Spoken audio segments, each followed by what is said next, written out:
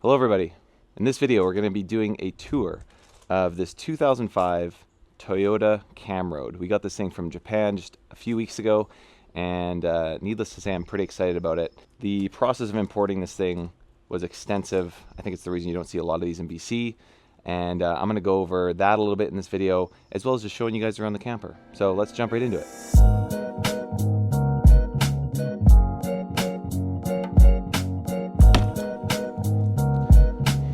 So the first really cool thing about this camper is that it's only about 18 feet long. It's about the size of a short bed pickup truck, which is something that I really loved about it. It's built with a fiberglass shell here, as you can see. The front end is a Toyota, similar to Toyota Hiace or Dyna, depending on what they call it. This would be similar to Hino, H-I-N-O, here in BC or Canada.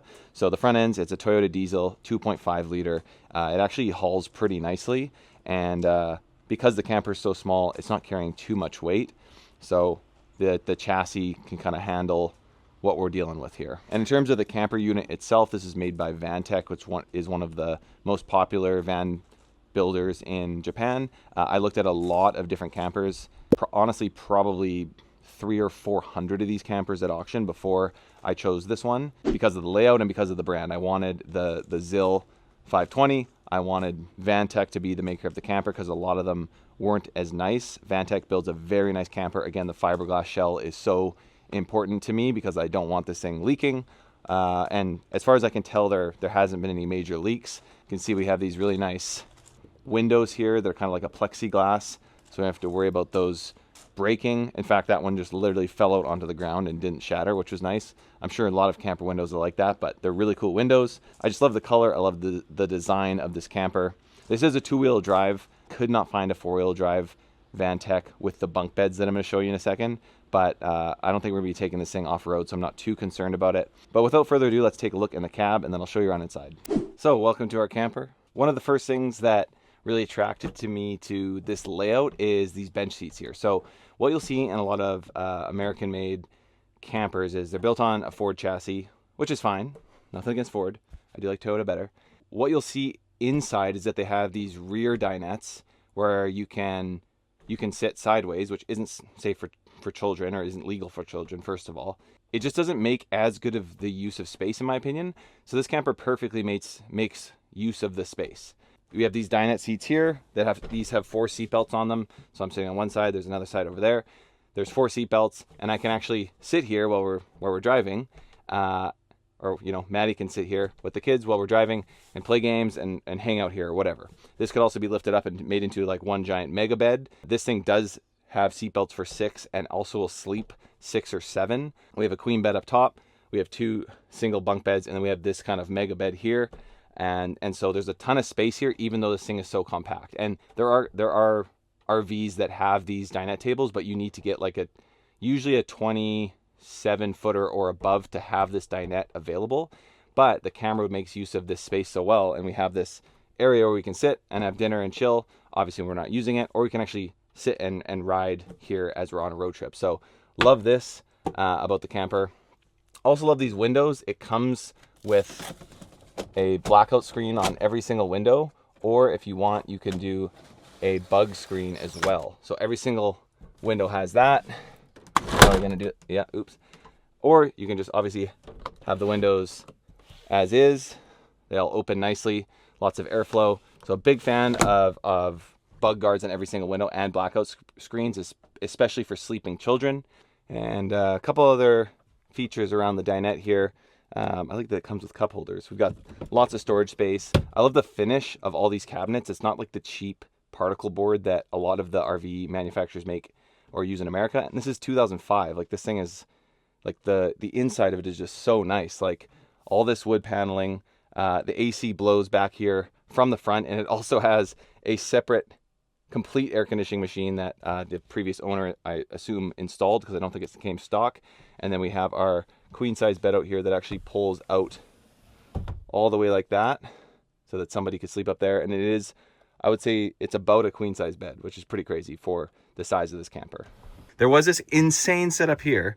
This was essentially This was like a TV with like 1,000 different things plugged into it. I just ripped it all out because I'm sure in 2005 it was nice to have a 20-inch flat screen TV, but now people just watch TV on their iPads and stuff. So we just took the 120 plug out of here because I didn't want anyone to get electrocuted, and we got a bunch of storage there.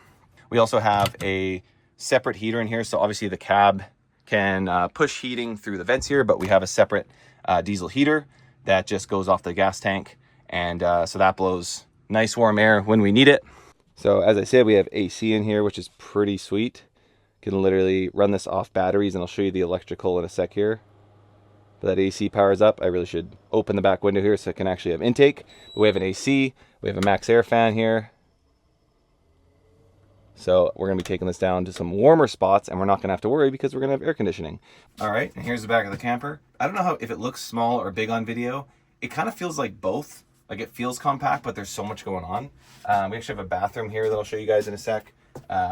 We've got a gas stove, we've got running water, obviously a water pump. So there's probably I don't know how many gallons that tank is.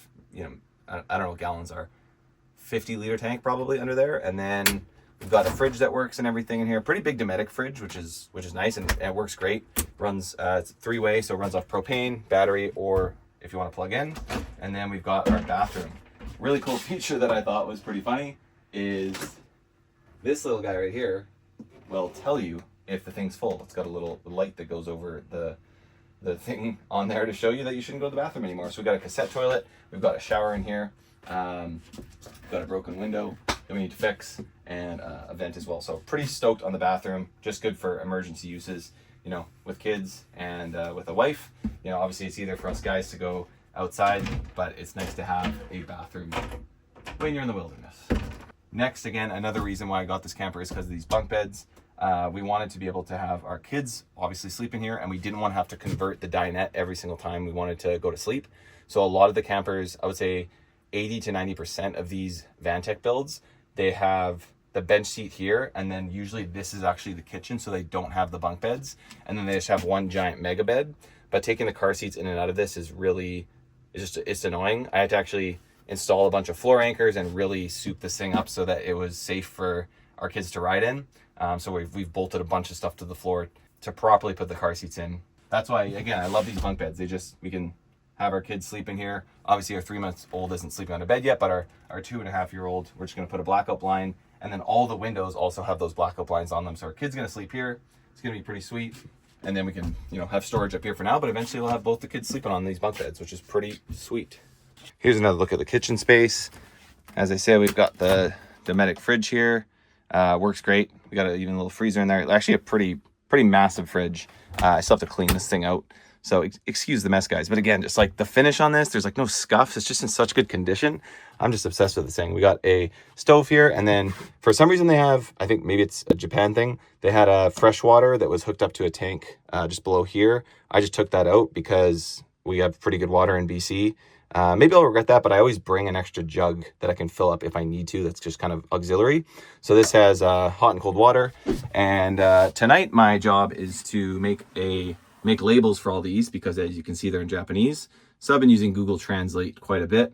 We've got our propane on off, we've got our hot water boiler, we've got our water pump, and then some switches for lights here. So we've got these cool ambience lights, or whatever you'd call them. We've got this guy here. We've got hood fan. And does it have its own light? It does have a little light right there. Yeah, this is the kitchen space. You got a nice view. We've got our screen here. Got to close the window. We also have a bunch more storage and a microwave. I forgot to mention. This thing's pretty hilarious. I don't know if I'll get rid of it. I almost want to keep it because it's just kind of fun. And maybe people would use it. I don't know. It's going to use a lot of power, so it's probably not worth it. We've got some storage there. We got more storage here. We even have, is there storage here? More cubbies up top here, and cubbies down below. So just a ridiculous amount of storage in this thing. Like, yeah, more cubbies there. So more than enough, I think, for our growing family. And now let's take a look at some of the guts of this thing. So I think this guy might have been an electrician, because there's some weird stuff that we took out of this. He had like a satellite dish on it and everything. But right now we got a 2500 watt inverter. I'm replacing this with a 4,000 watt 120 volt inverter. The heating system is also down here, and then we got our seatbelt, so it's a bit of a kerfuffle, but we're getting it figured out. We also have this second inverter. I'm still trying to figure out what the deal is with that. I think it's essentially when you're plugged into shore power, it's going to use shore power through that inverter and then charge the batteries. So it's kind of a weird roundabout system.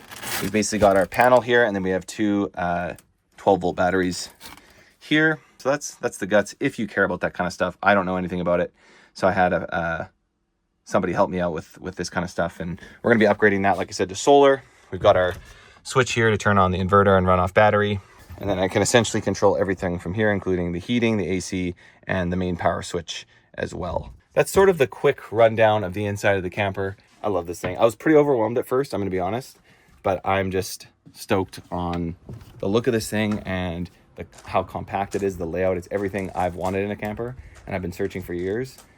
So more about the exterior. This is obviously was previously a window, but we've got an AC installed in here, which I think is pretty cool that it just kind of fits in the camper. I can't imagine that being stock, or maybe it was an option that you could have added on, but that looks like a big AC unit. I'm not sure if that's going to run off the batteries for very long, obviously, so I'll have to see how that works. Maybe it'll only work when we're plugged in, which is fine. We tend to use harvest hosts and stuff like that, and a lot of times there is a chance to plug in. We got a bunch of storage here, so this goes all the way through, kind of like most campers would have. Huge storage area.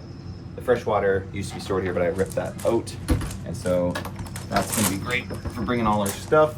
Our hot water heater is there, and our propane stored down there. And we also have this huge awning that comes out, I would say about 7 or 8 feet across here, so we can be shaded and covered, protected from the elements. And around back here we have a bike rack. I believe this does come stock with Vantech. Got a bunch of stickers that I think I'm going to leave on that are pretty cool, just of the adventures this thing has been on. Mount Fuji, some sort of North Island bear place. Lots of cool stuff there, and then a ladder to access the top. I'm going to be putting some solar on here. I'm just going to start with 200 watts and see how far that gets us. But like I said, there's no leaks. The fiberglass shell has been great. It does need a wash, like I said, but that's the back. And not a ton to see on this side. We do have access to our toilet here, so we can take out the cassette toilet if we need to, or you could shower outside. This is going to really need a deep clean, which will be fun. But I like that you can, stick the shower outside the window or outside here and have a shower. I'm actually gonna be putting bleach through the entire system tonight because there's some pretty good buildup in it. That's basically it for the exterior, guys. All right, so that was about as condensed as I could make that. Hope you guys enjoyed the video. Excited to take this thing out on some serious adventures, and so stay tuned on the channel. I did want to shout out Autocom Motors. This is not a sponsored video at all, by the way, but Salim and Bilal, the guys at Autocom in Abbotsford, they helped me bring this camper over. They were so extremely transparent, took me through every step of the process. They had a guy drive 4 hours to the auction house to take a look at this thing and video call me so I could actually look at it. We passed on probably 100 campers before we found the right one.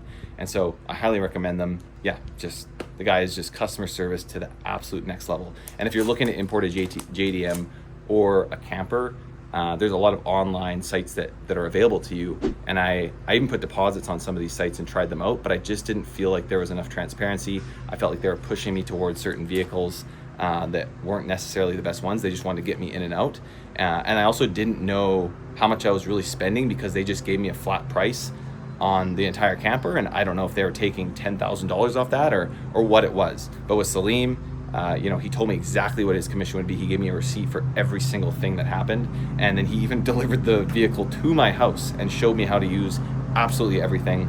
I bought my Delica off of him, my wife's Delica, I should say, that she loves so much, and it's a rust-free vehicle that's been running like a top. So definitely recommend them. Wanted to shout them on this video because man, they're just seriously the best. I'm so glad that I went with them over some of these sketchy websites, and this thing's finally here. So if you guys want to see a breakdown of the costs and all the things involved with importing this vehicle, please give this video a like and a comment. If we have some interest on that, I'd be happy to actually show you exactly what I paid for this vehicle, including all the costs and everything, because I did win it for auction in Japan for 34,000 Canadian. But if you know anything about importing vehicles, it costs a lot of money to get a vehicle over here. And so I can break that down for you guys in another video if you're interested. I'm also gonna be renting this thing out. So eventually there'll be a pinned comment on this video where you can rent this vehicle out if you're interested in BC, because we want to kind of cover the costs of owning this thing and be able to enjoy it ourselves, obviously, as well. And then, you know, get people who are really interested in JDMs and camping into this thing and on the road. Please only rent it if you're a half decent human being, because I really like this thing and I don't want it to go to waste. So appreciate you guys. Like, comment, subscribe. Thanks for watching the video. All right, hello everybody. In this video, we're gonna do a review.